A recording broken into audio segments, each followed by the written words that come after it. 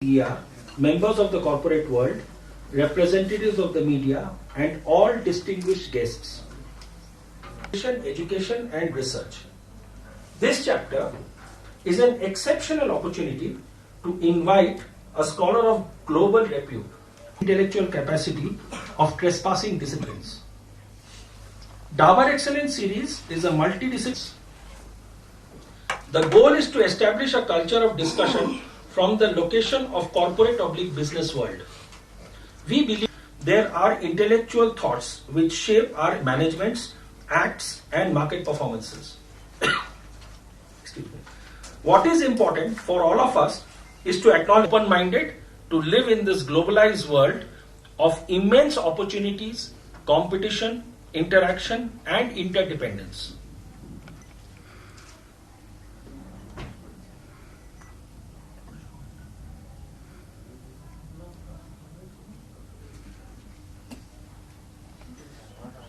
Come to the dash and sit. I mean, you. She's the Director General of Nepal India Chamber.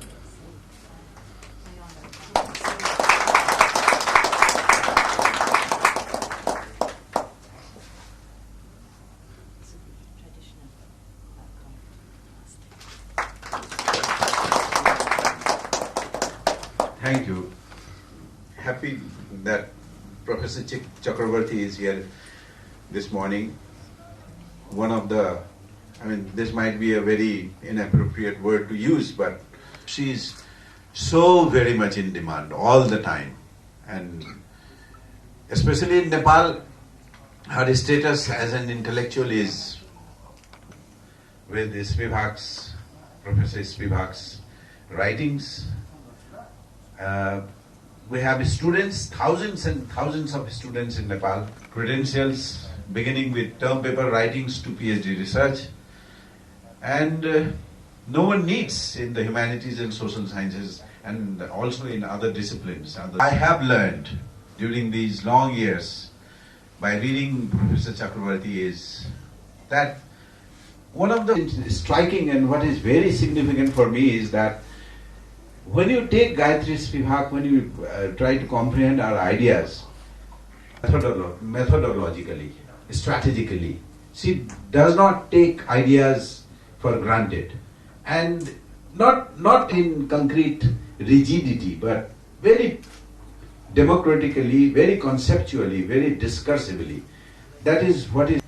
And she is one of the academicians, professors who popularized this idea of deconstruction in the English academia, English-speaking world. And then we were cutting across disciplines, Udayan and I. I don't know if I feel that I can't stand any longer, then I will start. No, it's good. I'll start. I think one of the best signs is that this matches my jacket. It says something symbolically. Also most grateful to Dabar Nepal for making this visit materially possible. I'm not sure that I can actually match a series which promises you excellence for private enterprise to learn from cultural workers. And in that hope and in that confidence, I and gratitude that there was so much interest in my work. It is a pleasure to come to Nepal at last. I'll tell you a little story that I didn't know if I asked my father, who was a diagnostic radiologist, to x-ray his queen and treat her. And when my father succeeded, Parish Chandra Chakravarti was his name, the king gave him a bag of gold coins. I have one of them in my safety deposit box in the bank. But uncomfortable means how he could have built a small and really quite beautifully planned, very different Nepal now in 2011. I'm a political person, so I'm glad I came now. I will begin with the question mark because I'm a literary critic, I'm not an entrepreneur. In literary criticism, lasts or prospers if there is no attention to detail. The hard lesson, I repeat, no revolution lasts or prospers. Not trained to know how much to use, when, and how. This is the training of the imagination that makes revolutions last. I began with gratitude to Dabur Nepal. As I said last night to Udayan Ganguly, my new friend, the extraordinary CEO, I did know of the ecological interests and commitments of Dabur from my niece, Dr. Medha Chandra, who is the international campaigner for the Pesticide Action Network, which does not allow you to be ethical and a pacifist. And that is what you fight against, not against the violence. You fight against the impossibility of being a pacifist, which a situation produces. So, if the fact that the previous situation did not allow us to be ethical is forgotten, training in literary reading offers. This training can also come through cultural instructions of other kinds, but often compromised by gender and class. Intellectually and politically just Bengali Bhadralok tradition, which is now becoming more and more upper middle class, completely devoted to the kind of international gadgetry affection that brings confidence that Arun, because after all we've been email friends now for a long time, I have confidence that the way in which Arun Gupta is going about thinking about redoing literary and cultural studies will emphasize this. And that I do what I can to undo the class and gender compromise within the general culture of the world, which locates working for others in little groups. Taken in 1858 by a British captain, Captain Lilias Tribe. So I went to the temple, and all over the base in ancient Tamil, there's this inscription which is completely secular about land, about marriages, about etc. It's a temple, but there it is. And I was standing there and thinking about the vanity of human wishes. Nobody can. That was a great king. Whatever we plan, the future deals with it in its own way. We must make room for it as we plan. Let us call this the future anterior. That too is marked by the question mark. During the anti-Vietnam War movement, there was a powerful song, a persistent effort with a question mark, never allowing victory. I should say, this is the one place where with an Indian passport I walked in without a visa. Everywhere else I had to pay high visa fees and enormous systemic change, which is not about to happen. If finance capital is to flow, there has to be a difference between hard and soft currency. You cannot talk a borderless world. Yet we must keep trying. We would need an enormous system on us. It's easy to say that as a big country bordering a small country, but I say it nonetheless. I'm also part of a minority, although I totally declare again and again that I'm an instant effort with a question mark, never allowing victory. What is a border? It is, of course, the limit outlining nation states, often with a history of conflict. But it is also internal borders, as I indicated a minute ago, in terms of class and gender, in our case, caste, and established. I just read, to my huge chagrin in Telegraph yesterday, that foreign direct investment in education is beginning to think about where I'm coming from, what dreams I dream, and end with some musings on islands in this beautiful, teach them how one earns the right to even think of helping, and how, if one did not do just solidarity tourism, every week, then suddenly you're in the tsunami in Indonesia and so on and so forth. This is not really a way it needs to have its desires shifted. This idea that they can help easily because they are where they are, and there's all this plan laid out, and I must also say the Global South. Then judgment among those whose problems he solved. It's easy when they become cannon fodder. People expect from these people a violence that they can then celebrate. Democratic judgment is something else. It's the biggest weapon in the hands of the ruling class. The boy actually began what had only just begun. He now has fallen back into the ranks of the rural destitute. The life of my exemplary local assistant there has been destroyed. On one of the many, many islands. We are all islanders. If you carry us, which has been called by resistant writers the Greater Caribbean. It's just the biggest island in the Caribbean bunch rather than the United States and so on. These are big islands, Eurasia and the Americas. In 2001, I taught for a semester at the University of Hawaii and fell in fascinating. When they saw in my passport it was India and Calcutta, they thought that they were looking at a piece of a very well-known Rabindranath Sangit, Ami Jaboi, Bani Jete. And what I did was, line by line, singing this island dream song by Tagore, I demonstrated to them how distanced we mainlanders ever in a double bind with our islandedness. History nestles in that denial of the impossible truth of space. If we really want to think global contemporaneity seriously, we will stop being narcissistically focused, a certain class, on nation dreams. It is a different world now. That leads only to competition. As I said yesterday about what connects us rather than constitutions. Constitutions are good. History nestles in that denial of the impossible truth of space.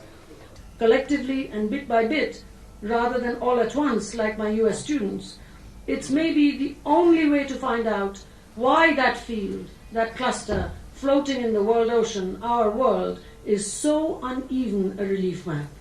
I want to relate Arun Gupta's ideas and my colleagues here. I've talked a great deal about it, but this is not the place to talk about it.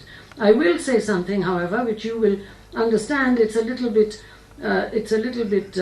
literate who have read Raymond Williams, and many of you have, to think of his fantastic model for every cultural moment, archaic, which can't, and then comes the pre-emergent where literature is located. We should think about this alternative, thinking of a new regionalism, as it were, rather than nation-state, the Southwest Silk Road, not as an alternative, but as an emergent, not in the sense of emergent economies, but in Raymond Williams' sense, something is really bogus, the emergent economy stuff. Don't get me on it another hour. Offering it as the correct, in the mode of truth, if not exactitude, the correct description not only of our region, but of a world. I'm tremendously happy to be here, and I'm looking forward to the hours that still remain until I go back to Calcutta to do something which can only be described, I'm sure, in a Bengali.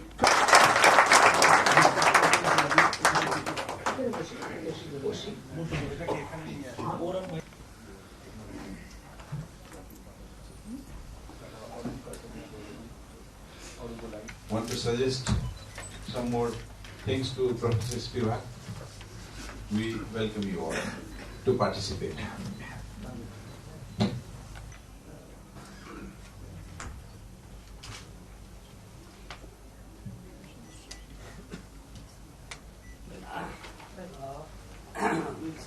Good morning, Professor. Once again, I repeat what I said yesterday. It's wonderful to have you at the time when we are in a very crucial junction of making law. So now your topic, a borderless world, reminds me something very extraordinary that is happening between the two giants and we, like small nation in between, India, China, and Nepal. So if it is a borderless world, in literature it sounds good. In WTO, it sounds good because in WTO there are tax evasions between the companies, and the Dava knows well. Side of you is a Dava person, he knows more than me. So it's good, it's in literature, in WTO, business academies, it's good. But what about the concept of social justice? In the social justice, will the subalterns, or those people who have not got the justice, are those people marginalized? Let's say females, or let's say children, or anything, you know better than me. So where does these people, or where does the concept of social justice stand in between your concept or the emerging concept of a borderless world? Thank you, Professor. Thank you. Can I? Across the borders of high academia and reach to the people you were talking about, training the teachers. And could you shed more light on how it helps in developing citizenry? Is there another one, is what I saw. Professor Spivak, I had cited you in connection with private sphere, public sphere, and borderlessness in my qualifying examination. I also had cited Dana Haraway's cyber theory, and I would be glad if you saw some connection between or difference in between these two theories. Thank you. Question very urgently. I'll take these three. Is that all right? That's okay? All right. Now, as I said, in order really to think or even establish a borderless world, we will need enormous systemic changes, and I mentioned, if you were paying any attention to me at all, I mentioned the fact of finance capital, which is bigger than WTO. Trade does not go, world trade does not go around as many times in a day as does finance capital these days. And between capital, production, capitalism, and socialism, that this is not really the place.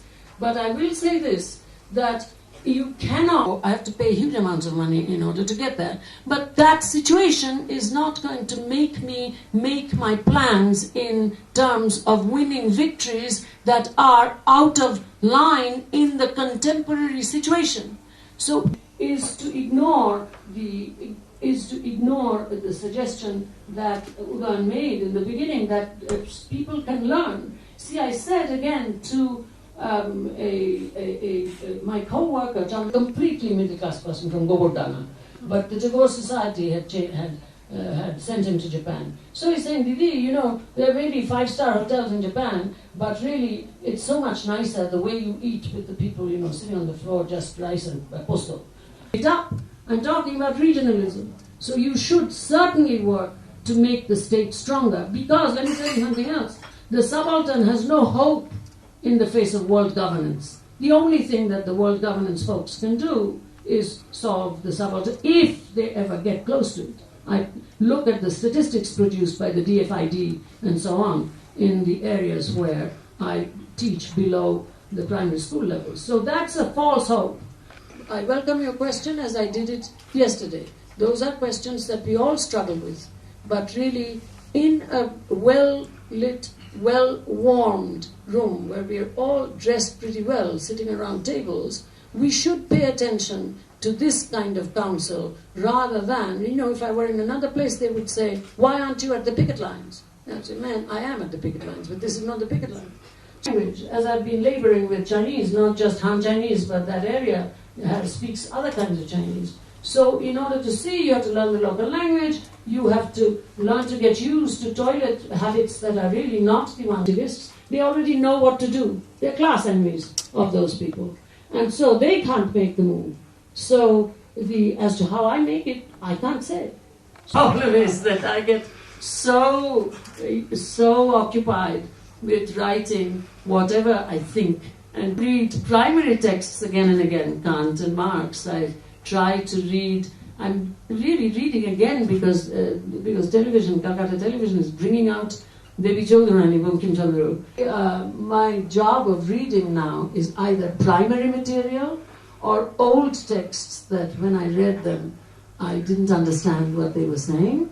And I do not read a lot of, material that's pretty much unilateral, stuff my colleagues, my friends, more or less on the same level, direct. It's private sector voluntarism. A person with my politics cannot approve of private sector voluntarism, but that's what I do. So I'll just let this mark the moment for this private-public question, and maybe I'll read up some more.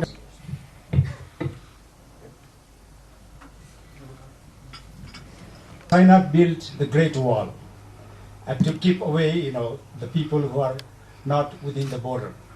And others who want to have no border with the state, like Africans, South Asians. I think there are so many Indians, dying to live in India. Neeraj Chaudhary said that millions and millions of Indians are living in India under duress. But United States wants to have only, brainy intellectuals like you. And there is another novel by the author Cass 22. The novel is called Take This. There he talks about the uses of poverty. You are talking about as if being the science born in the rich families. And millions of the poor, of course, they also had no choice to be born in the poor families. So there are uses of poverty. Let's decree, let's see, there is a borderless world international government which has distributed the wealth of the world and everybody is equally rich. Let people earn their wealth, their affluence, their success and feel good about it, and trying to erase poverty like erasing the border.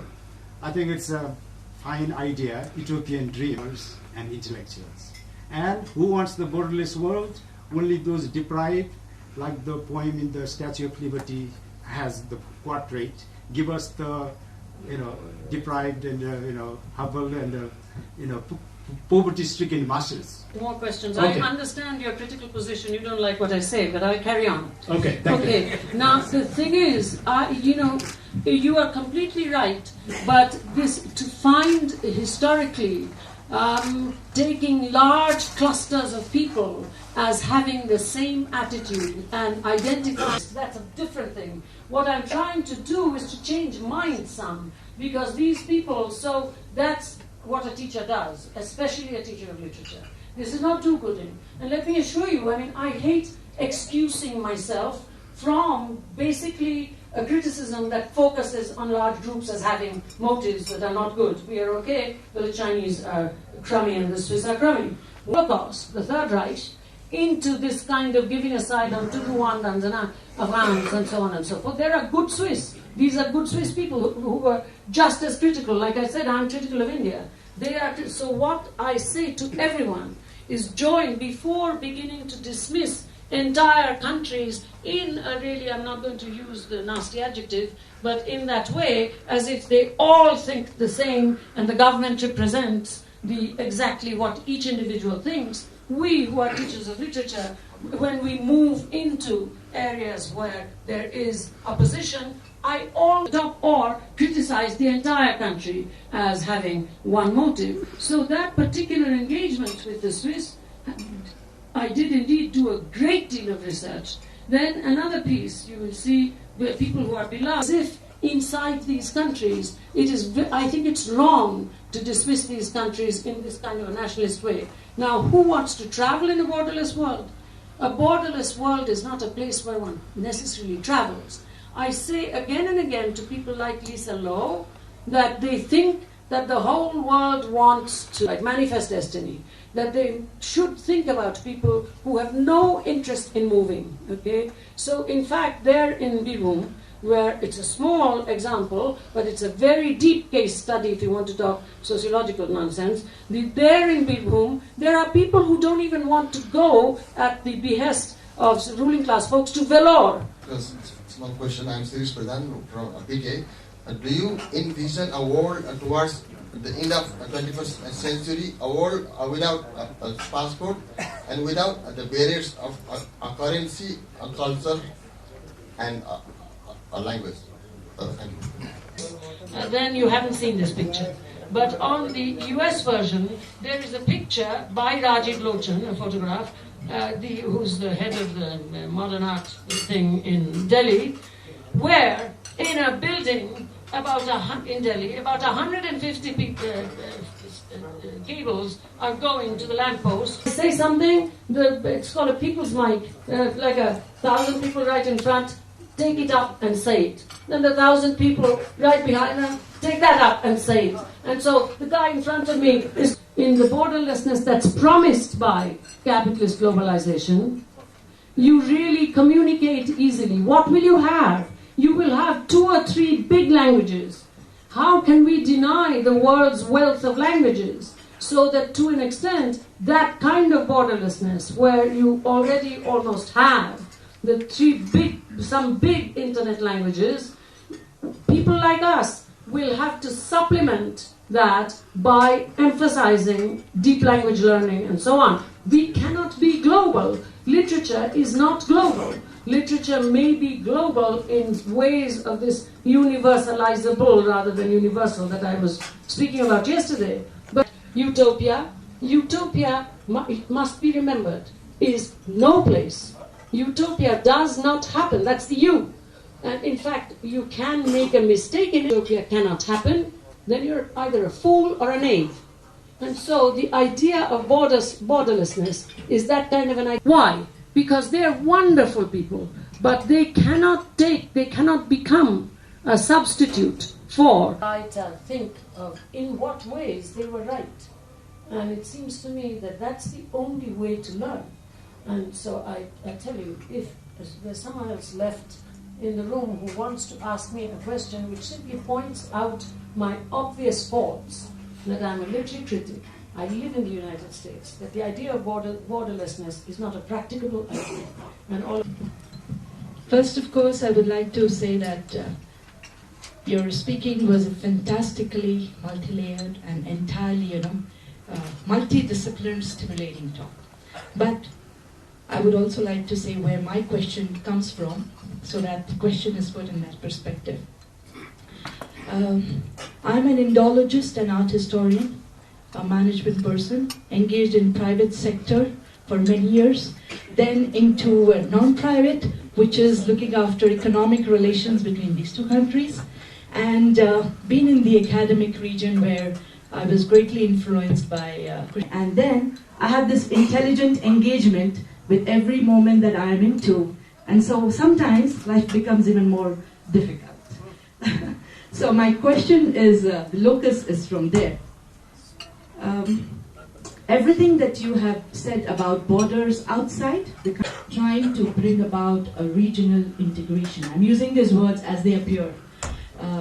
Bringing out this regional integration, where they want to really erase a border in some way or the other, with every country that it has had a very bordered attitude. Yes. Yes. Dr. Spivak, that was a really stimulating and wonderful, and thought-provoking, and as was just said by the previous lady, a very wide-ranging perspective. You've come across not just as a teacher of literature. I should introduce myself. I'm also an art historian, also trained for many years in the US, and I've been very much preoccupied with the business in my own writing on borders. So your talk today about borders was very important. I just want to make a comment more than it's an observation that in the years since I am also old, and I was in the US from the 60s and the very crucial years of Vietnam, then at Chicago, but I think a lot has changed. And the whole question of empowerment of the so-called the minorities, as you call ourselves, has changed. I've seen this when I've gone back to London and when they're playing Diwali in Trafalgar Square. I've never seen it when I was there in school in England. That is happening. And whether the US likes it or dislikes it, whether the UK likes it, especially in the UK I've seen the change, there is beginning to be a different perception. So I'd like you to comment on that. Thank you. Death of a discipline, somewhere you have talked against globalization. Instead of globalization, you have put forward a new word, planetarity. I want to know, what does it mean by planetarity, and what problems do you see with the use of the word globalization in today's context? Thank you. But I will share the same questions and I will say what I can say. This is a very serious thing about, and it's very interesting for me because I take it you're Indian, right? 40-minute paper, it's hard for me to make all the qualifications, and you're right, the things I say are sometimes counterintuitive and in a contradictory relationship with something which is its opposite. If I wanted to really work on it, then I would have to go into theoretical areas which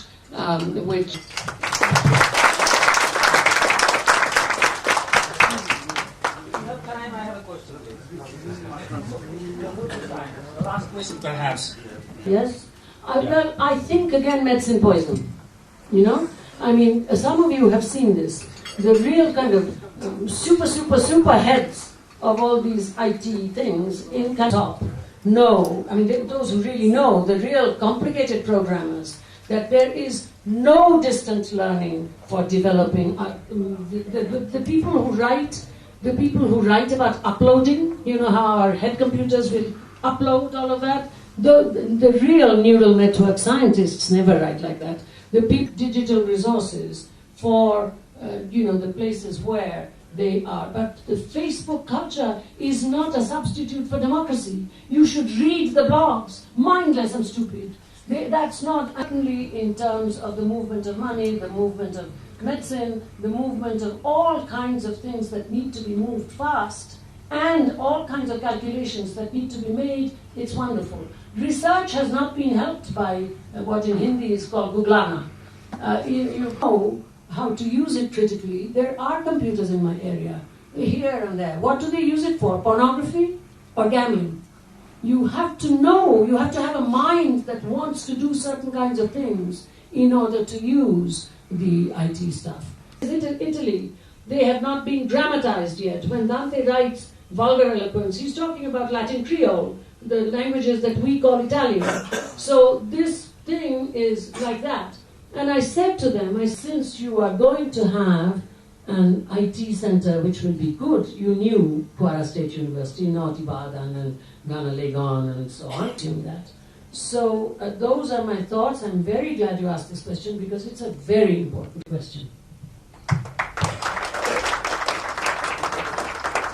That was a delightful session. Dabar Nepal thanks Professor Gayatri Chakravarti.